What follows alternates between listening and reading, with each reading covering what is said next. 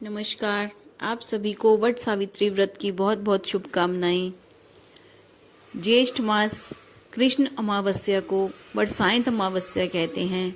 इस दिन बड़ के पेड़ की पूजा की जाती है।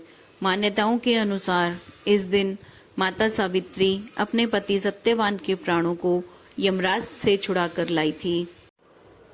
इस दिन स्त्रियां 16 श्रृंगार कर पति की दीर्घायु के लिए और अखंड सौभाग्य के लिए वट सावित्री व्रत रखती हैं। इस बार यह व्रत 10 जून को मनाया जा रहा है। 10 जून को अमावस्या, वट सावित्री व्रत, शनि जयंती और सूर्य ग्रहण है। सूर्य ग्रहण के कारण यह तिथि बहुत ही खास मानी जा रही है।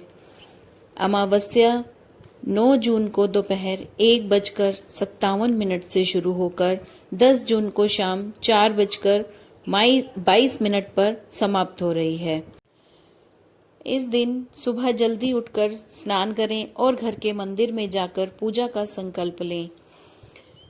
पूजा के लिए सामग्री: लाल धागा, जिसे मौली भी कहते हैं, भीगा हुआ चना, कलश, मिट्टी का दीपक, रोली, चावल, हल्दी, सिंदूर, 16 श्रृंगार का सामान, फल फूल इत्यादि अपनी पूजा की थाली में रखें। अगर आपके घर के आसपास बड़ का पेड़ है तो बहुत अच्छा, अगर नहीं है तो पेड़ की टहनी अवश्य मंगवा लें और उसी टहनी की पूजा करें। सबसे पहले टहनी पर जल चढ़ाएं और सारी सामग्री एक एक करके अर्पित करें। अब लाल धागा, जिसे कच्चा सूत भी कहते हैं, उसे टहनी पर 7 बार लपेटें और टहनी की परिक्रमा करें। अब यहीं पर बैठकर व्रत की कथा सुनें। कथा: मद्र देश के राजा अश्वपति ने पत्नी सहित संतान के लिए सावित्री देवी का विधि पूर्वक व्रत तथा पूजन करके पुत्री होने का वर प्राप्त किया। सर्वगुण संपन्न देवी सावित्री ने पुत्री के रूप में अश्वपति के घर कन्या के रूप में जन्म लिया।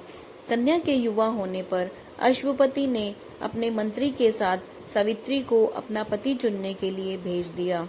सावित्री अपने मन में अनुकूल वर का चयन कर जब लौटी तो उसी दिन देवऋषि नारद उनके यहाँ पधारे। नारद जी के पूछने पर सावित्री ने कहा, महाराज, द्युमत्सेन के पुत्र सत्यवान की कीर्ति सुनकर मैंने उन्हें पति रूप में वरण किया है।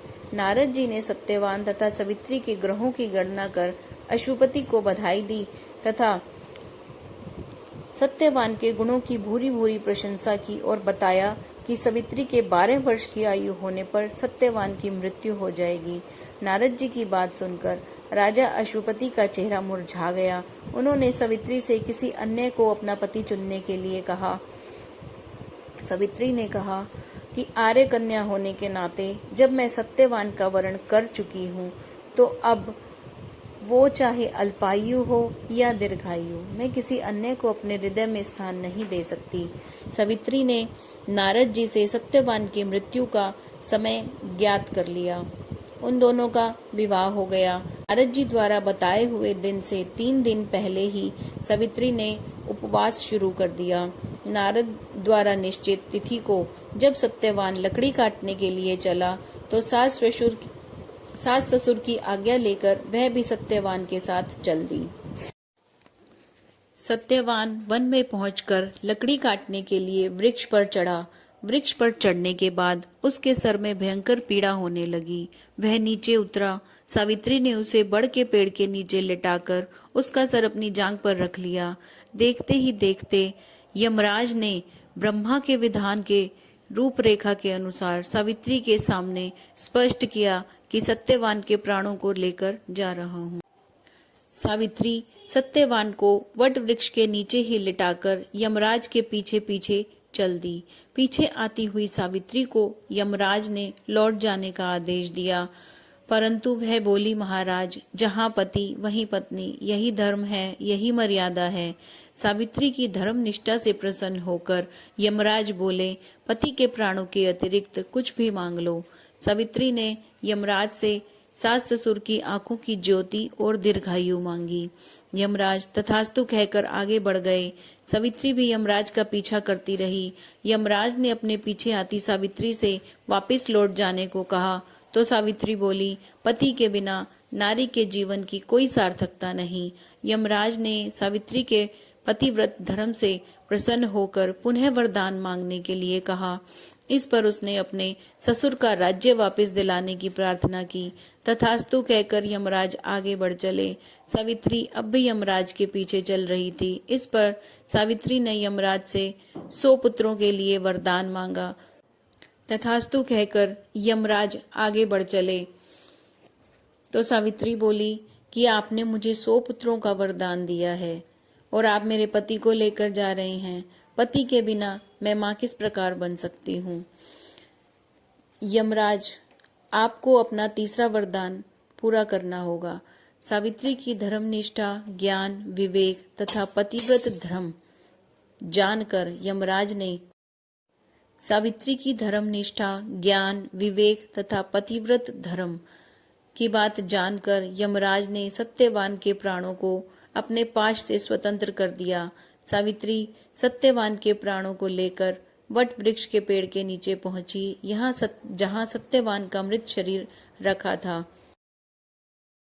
सावित्री ने वट वृक्ष की परिक्रमा की तो सत्यवान जीवित हो उठे। प्रसन्नचित सावित्री अपने सास ससुर के पास पहुंची तो उन्हें नेत्र ज्योति प्राप्त हो गई। इसके बाद उनका खोया हुआ राज्य भी उन्हें मिल गया। आगे चलकर सावित्री 100 पुत्रों की माता बनी। इस प्रकार चारों दिशाएं सावित्री के पतिव्रत धर्म के पालन की कीर्ति से गूंज उठी। जो कोई भी इस कहानी को कहता सुनता है, उसकी सब मनोकामनाएं पूर्ण होती हैं। सूर्य ग्रहण का जो समय रहेगा वो दोपहर 1:42 से 6:41 तक का होगा। भारत में यह ग्रहण आंशिक रूप से है, इसीलिए इसका सूतक काल मान्य नहीं होगा। अब हम आपको वो मुहूर्त बताएंगे जिसमें पूजा करना फलदायी माना गया है। ब्रह्म मुहूर्त सुबह 4:08 से सुबह 4:56 तक। अमृत काल सुबह 8:08 से 9:56 तक। अभिजीत मुहूर्त 11:59 से दोपहर 12:53 तक रहेगा।